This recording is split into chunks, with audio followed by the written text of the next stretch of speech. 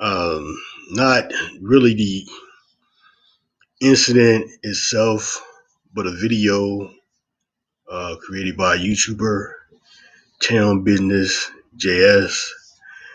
And the title of his video, the subject matter of his video was that this story is not getting a lot of media attention. So I wanted to talk about the subject matter from that aspect, as well as another video that suggested that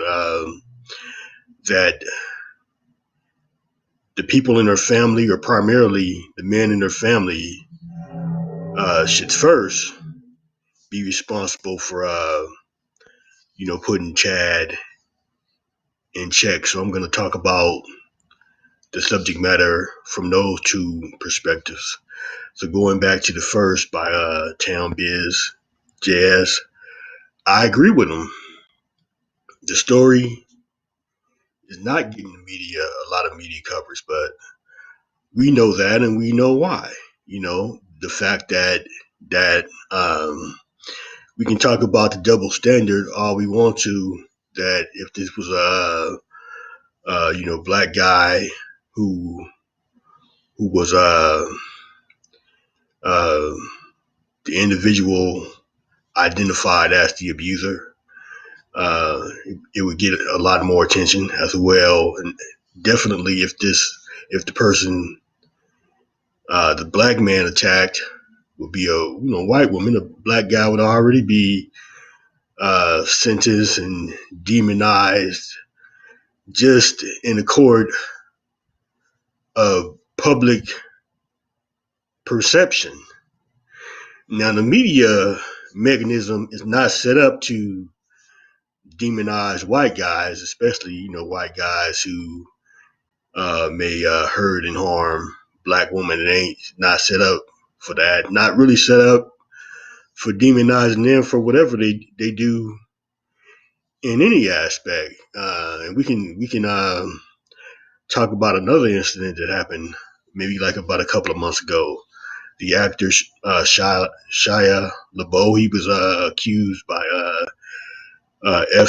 what's her name, FK Figs. She's a singer of some sorts. That he abused her. Then it came out that he abused another woman. I believe this woman was Vietnamese, but they talked about that story for maybe about a hot minute. You didn't hear about it, you know, again. That was that. We just heard it that one time, and then a couple of years ago, um, Johnny Depp was accused by his former wife, Amber Heard, about being an abuser again. They talked about that for a hot minute and left it alone. And we can go back, years and years and years, because I'm old enough to remember a time when Robert Downey Jr., Sean Penn, Kristen Slater, like in the late 80s and 90s, they was always getting in trouble with the law. But you never hear them talk about that stuff in association with those guys again. And then, even a couple of years ago with Peyton Manning, he was accused by the doctor of, sexually abusing, having some sexual harassment issues. And we didn't hear about that. They didn't drag that along in the media. It's just the media is not set up or mechanized to demonize white guys. The only time they really go after a white guy if they're using a white guy as a scapegoat of some sorts, where it might be a lot of other people involved and they don't want to, go after those other people. And they say, okay, we're going to use this guy as a scapegoat. Or in this case, how it could go down, because personally, I don't think this guy, even though this guy kind of like admitted to the abuse, I don't think he's going to do any time. Probably at most, he might get some kind of probation,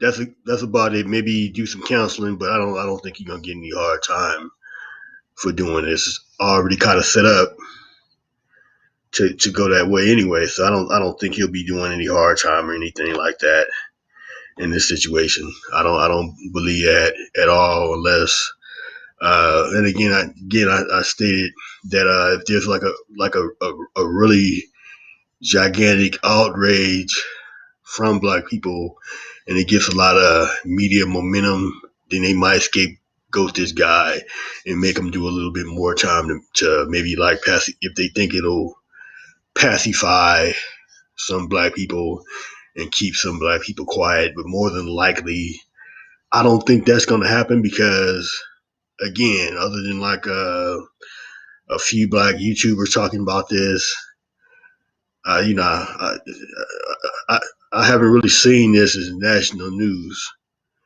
So more than likely he'll get some kind of probation and have to do some kind of anger management classes, and that's about it.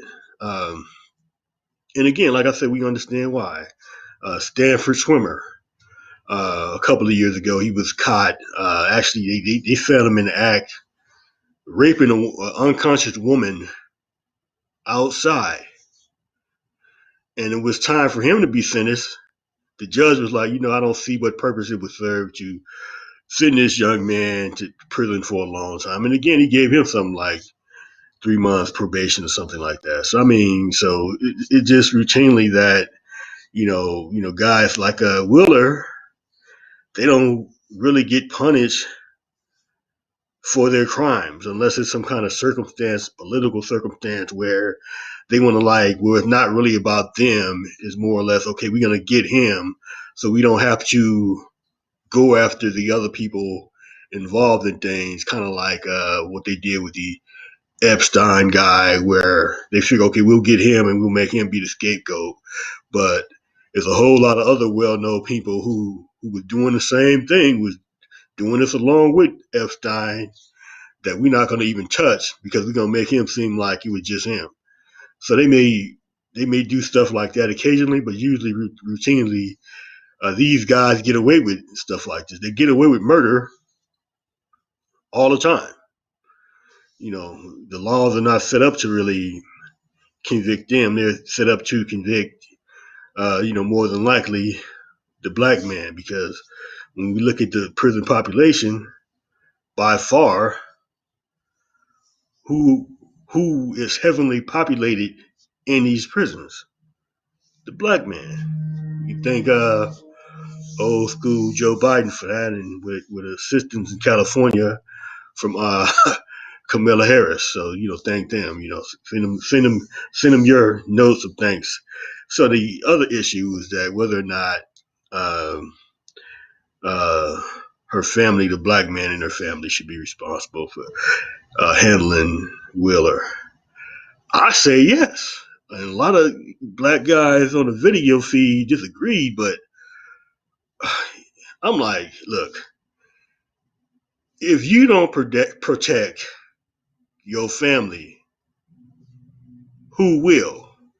And furthermore, if you don't protect your family and it gets wind that, okay, random dudes, white dudes, whoever, can come into your family and beat up your sister, slap up your mama, cuss them out, and you don't do anything about it, then everybody gonna be doing that to your family. Because guess what? If you don't protect your family, you lose your family loses its integrity. Nobody's not gonna feel that they have to respect your family because us as men won't defend the family.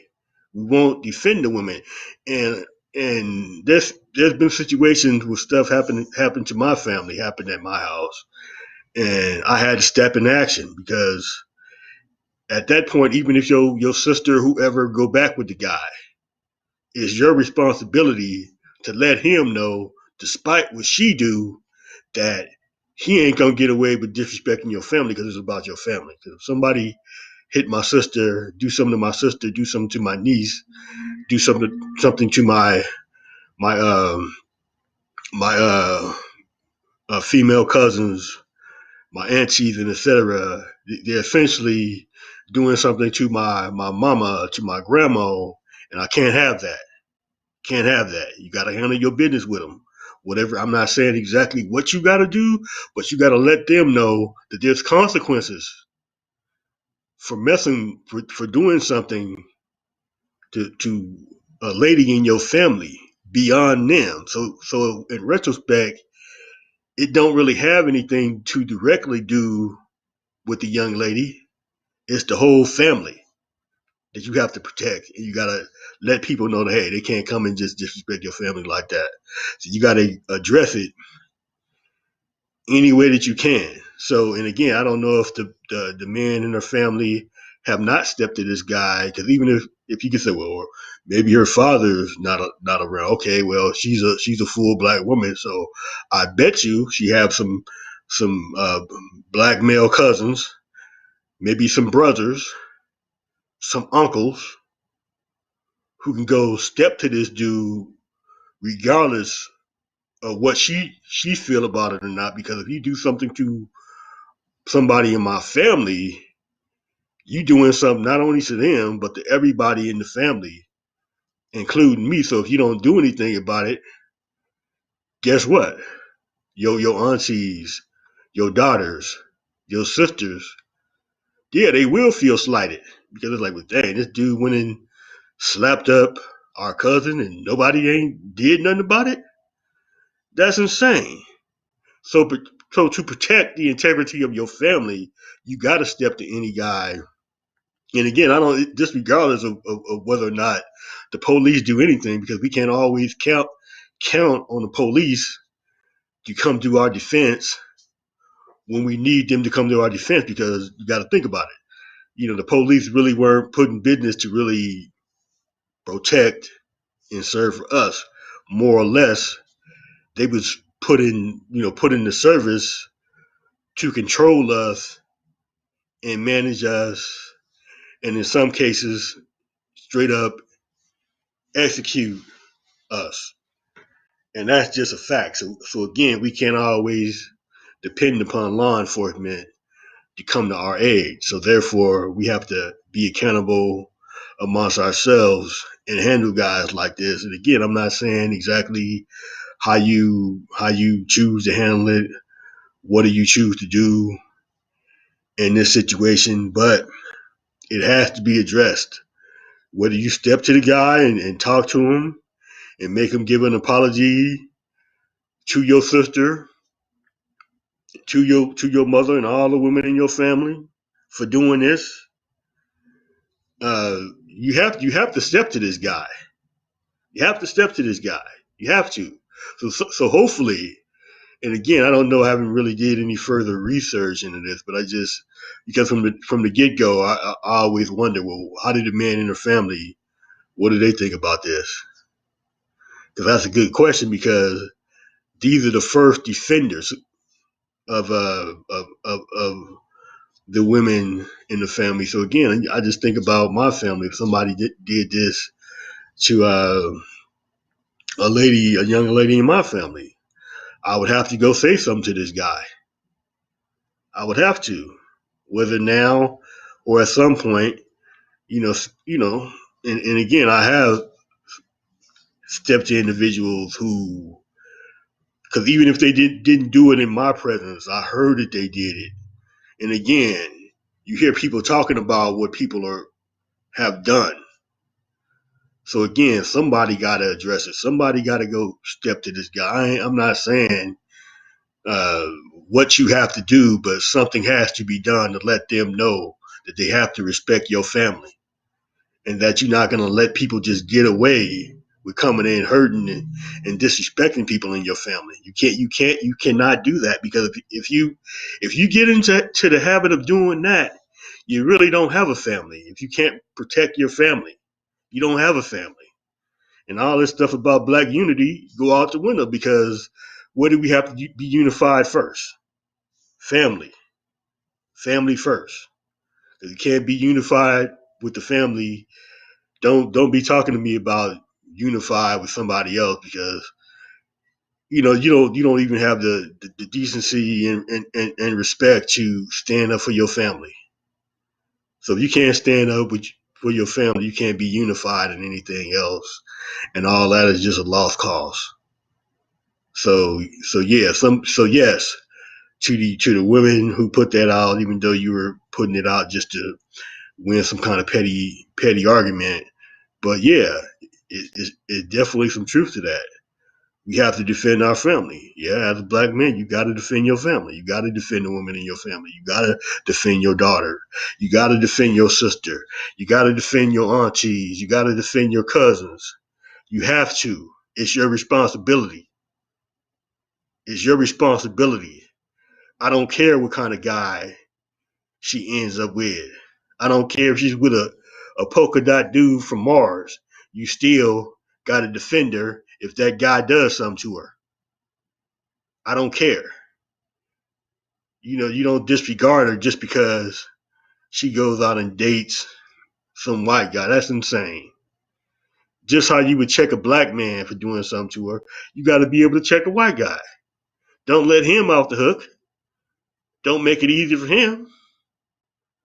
Because if you don't do anything, he figure, hey, I can do this all day long because nobody in her family is not gonna step to me. So you can't have people thinking like that. You have to defend. You have to defend and protect the integrity of your family, no matter what. And that's pretty much all I have to say on this subject. If anybody got a problem with it, whatever, come at me because hey, this hey, if you got a problem with it, something is seriously wrong with you. If you feel that you don't have to defend your family, you are certifiably insane because you have to. It's your responsibility. So don't come telling me anything else about that. All right, later.